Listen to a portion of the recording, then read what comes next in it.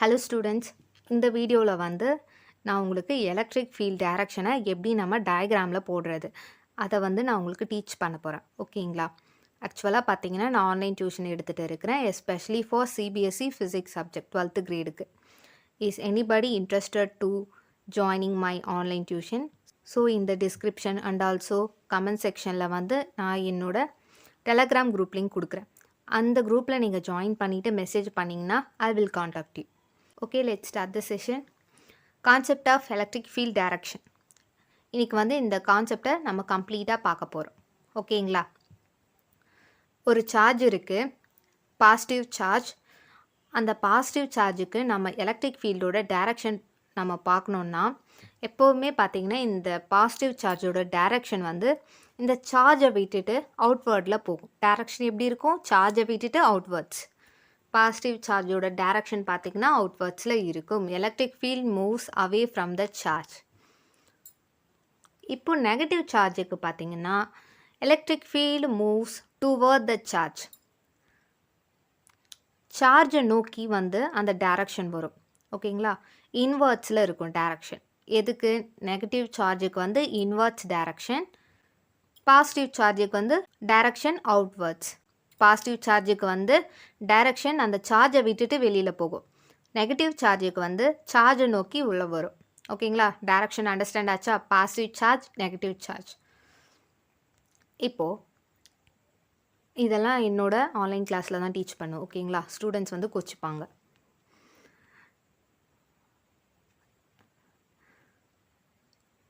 உங்களோட புக்ஸில் பார்த்தீங்கன்னா டயக்ராம்ஸ் இதை பேஸ் பண்ணி தான் கேட்பாங்க. இதை நான் ஒரு கேசஸாக பிரிச்சுருக்கேன். ஒரு 4 கேசஸை பிரிச்சுருக்கேன். பாருங்கள், ஒரு பாசிட்டிவ் சார்ஜ் இருக்குது, இந்த சைடும் பாசிட்டிவ் சார்ஜ் இருக்குது. சென்டரில் நான் ஒரு பாயிண்ட்டை எடுத்துக்கிறேன், பீன்ற ஒரு பாயிண்ட்டை நான் எடுத்துக்கிறேன். இப்போ டைரக்ஷன் போட போகிறேன், எலக்ட்ரிக் ஃபீல்டோட டைரக்ஷன். முதல்ல இந்த சார்ஜுக்கு பார்க்கலாம். இது பாசிட்டிவ் சார்ஜ். ஸோ டைரக்ஷன் எப்படி இருக்கும்? அவுட்வர்ட்ஸில் போகுமா? அதை தான் இங்கே நான் மென்ஷன் பண்ணியிருக்கேன். EQ1 டைரக்ஷன் இந்த மாதிரி போட்டிருக்குன்னா, இந்த சைட் போட்டிருக்குன்னா EQ1ன்றது Q1 சார்ஜோட எலக்ட்ரிக் ஃபீல்டு டைரக்ஷன். நெக்ஸ்ட்டு இப்போ Q2க்கு டைரக்ஷன் போட போகிறேன். Q2 இந்த சார்ஜ் என்ன charge? Positive charge. So direction எப்படி போகும்? அவுட்வர்ட்ஸ். பாயிண்ட் P இந்த சைடு இருக்குது பாருங்கள். இது சார்ஜ்னால் நம்ம எப்படி போடுவோம்? இப்படி தான். அவுட்வர்ட்ஸ்னால் இப்படி தான் போகும் டைரக்ஷன். இந்த சைடு இந்த பக்கம்லாம் எதுவும் இல்லை, பிளாங்க், எம்டி ஸ்பேஸ். நம்ம இங்கே தானே பாயிண்ட் P இருக்குது. ஸோ இந்த சைடு பாருங்கள். ஸோ டைரக்ஷன் அவுட்வர்ட்ஸ் இந்த சைடு வரும். ஓகேங்களா? அண்டர்ஸ்டாண்ட் ஆச்சா? Direction EQ2 electric field due to Q2 charge. Direction outwards. இப்போ பார்த்தீங்கன்னா இந்த ரெண்டு டைரக்ஷனும் கம்பேர் பண்ணுங்கள். EQ1ஓட டைரக்ஷன் அண்ட் EQ2ஓட டைரக்ஷன். ரெண்டு டைரக்ஷனும் ஆப்போசிட் டைரக்ஷனில் இருக்குது. இதெல்லாம் என்ன லைன்ஸ்ன்னு பார்த்தீங்கன்னா, நான் இப்போ உங்ககிட்ட சொன்ன கான்செப்ட் தான் இங்கே நான் ரைட் பண்ணி வச்சுருப்பேன். இப்போது ஆப்போசிட் டைரக்ஷனில் இருந்துச்சுன்னா, எலக்ட்ரிக் ஃபீல்டோட டைரக்ஷன் ஆப்போசிட் டைரக்ஷனில் இருந்துச்சுன்னா என்ன பண்ணணும்? சப்ட்ராக்ட் பண்ணணும், மைனஸ் பண்ணணும். Direction are opposite, then subtract magnitudes. Electric ஃபீல்டுன்றது வெக்டார் குவான்டிட்டி, மேக்னிடியூட்ஸும் இருக்கும் அண்ட் ஆல்சோ டைரக்ஷனும் இருக்கும். இப்போது ஆப்போசிட் சைடு எலக்ட்ரிக் ஃபீல்டு பாருங்கள், ஆப்போசிட் டைரக்ஷனில் இருக்குது. ஸோ நம்ம என்ன பண்ண போகிறோம்? சப்ட்ராக்ட் பண்ண போகிறோம். அண்ட் ஆல்சோ நம்ம சப்ட்ராக்ட் பண்ணுறப்போ சம்டைம்ஸ் நமக்கு எலக்ட்ரிக் ஃபீல்டோட வேல்யூ 0வும் கிடைக்கும். அண்டர்ஸ்டாண்ட் ஆச்சா? நிறைய டெரிவேஷனில் ஸ்டூடெண்ட்ஸ் மிஸ்டேக் பண்ணுவாங்க. எலக்ட்ரிக் ஃபீல்டு ஃபைண்ட் அவுட் பண்ணுறப்போ E plus minus E minus minus போட வேண்டிய இடத்துல ப்ளஸ் போடுவாங்க, ப்ளஸ் போட வேண்டிய இடத்துல மைனஸ் போடுவாங்க. ஸோ இந்த கான்செப்ட், இந்த எலக்ட்ரிக் ஃபீல்டோட டைரக்ஷன், இந்த கான்செப்ட் நீங்கள் கிளியராக படிச்சிருந்தீங்கன்னா உங்களுக்கு இங்கே டவுட்டே வராது. ஓகேங்களா? Net electric field find out பண்ணுறப்போ உங்களுக்கு எந்த டவுட்டுமே வராது. நெக்ஸ்ட்டு கேஸ் பார்த்தீங்கன்னா நெகட்டிவ் சார்ஜ். இதுக்கு முன்னாடி பாசிட்டிவ் சார்ஜை வச்சு பார்த்தோம். இப்போ நெகட்டிவ் சார்ஜ் இருக்குது, இந்த பாயிண்ட் P இருக்குது. இப்போது நெகட்டிவ் சார்ஜ் எலக்ட்ரிக் ஃபீல்டோட டைரக்ஷன் ஃபைண்ட் அவுட் பண்ண போகிறோம். ஸோ எலக்ட்ரிக் ஃபீல்டோட டைரக்ஷன் எப்படி இருக்கும்? இன்வெர்ட்ஸில் இருக்கும். இது தானே ரூல், இன்வெர்ட்ஸில் இருக்கும். ஓகேங்களா? பாயிண்ட் பி, இது நெகட்டிவ் சார்ஜ், டைரக்ஷன் எப்படி இருக்கும்? இன்வெர்ட்ஸ். அதே மாதிரி இந்த சைட் பாருங்கள், நெகட்டிவ் சார்ஜ், டைரக்ஷன் எப்படி இருக்கும்? இன்வெர்ட்ஸ். அண்டர்ஸ்டாண்ட் ஆச்சா? பாயிண்ட் பியிலிருந்து பாருங்கள். எப்படி பார்த்தாலும் பாசிட்டிவ் சார்ஜாக இருந்துச்சுன்னா அவுட்வர்ட்ஸ், நெகட்டிவ் சார்ஜாக இருந்தால் இன்வெர்ட்ஸ். அண்டர்ஸ்டாண்ட்? அண்ட் EQ1 வந்து இந்த நெகட்டிவ் சார்ஜோட டைரக்ஷன், அண்ட் EQ2ன்றது வந்து இந்த சைடு இருக்கிற Q2 நெகட்டிவ் சார்ஜோட டைரக்ஷன். இப்போ உங்களுக்கு புரிஞ்சிச்சா? EQ1ஓட டைரக்ஷன், EQ2ஓட டைரக்ஷன் இப்போ வந்து கம்பேர் பண்ணுங்கள்.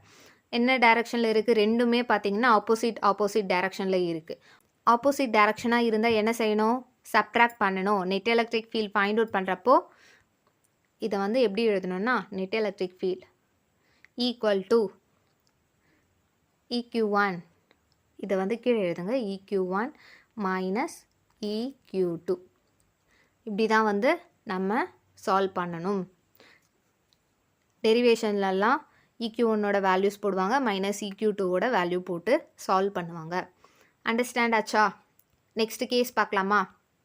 பாருங்கள், ஒரு பாசிட்டிவ் சார்ஜ் இருக்குது, ஒரு நெகட்டிவ் சார்ஜ் இருக்குது. முதல்ல பாசிட்டிவ் சார்ஜாக இருந்த டைரக்ஷன் வந்து என்ன? அவுட்வர்ட்ஸ். இந்த சைடு வந்து நெகட்டிவ் சார்ஜ் இருக்குது. நெகட்டிவ் சார்ஜாக இருந்துச்சுன்னா டைரக்ஷன் எப்படி இருக்கும்? இன்வெர்ட்ஸ். ஸோ டைரக்ஷன் பாருங்கள், EQ1ஓட டைரக்ஷன், EQ2ஓட டைரக்ஷன் ரெண்டும் வந்து சேம் டைரக்ஷனில் இருக்கா? சேம் டைரக்ஷனாக இருந்துச்சுன்னா ஆட் பண்ணிக்கணும். ஓகேங்களா?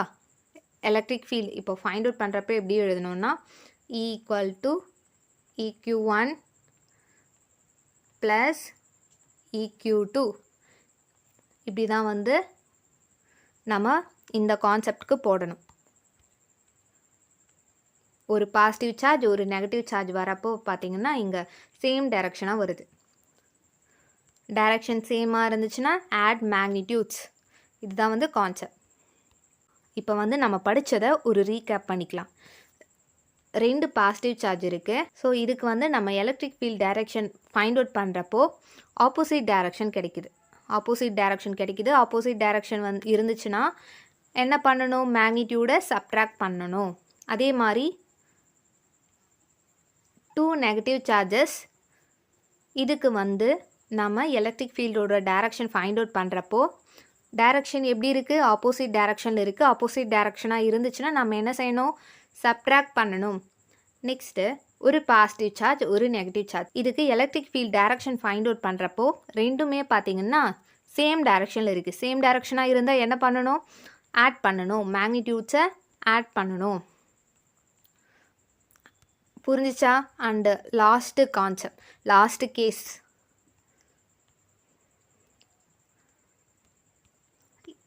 இதுக்கு முன்னாடியெல்லாம் பார்த்தோம்னா இந்த பியை இங்கே வச்சுட்டு இருந்தோம், சென்டரில் வச்சுருந்தோம் இந்த பாயிண்ட்டை. இப்போது இந்த சார்ஜஸ்க்கு முன்னாடி வைக்கிறோம், ஃப்ரண்ட்டில் வைக்கிறோம்.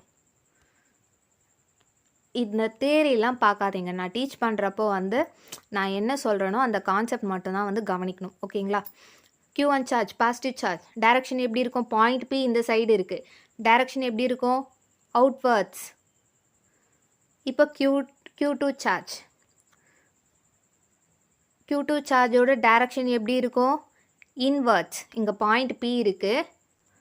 சி ஸ்டூடெண்ட்ஸ், பாயிண்ட் பி வந்து இப்போ முன்னாடி இருக்குது.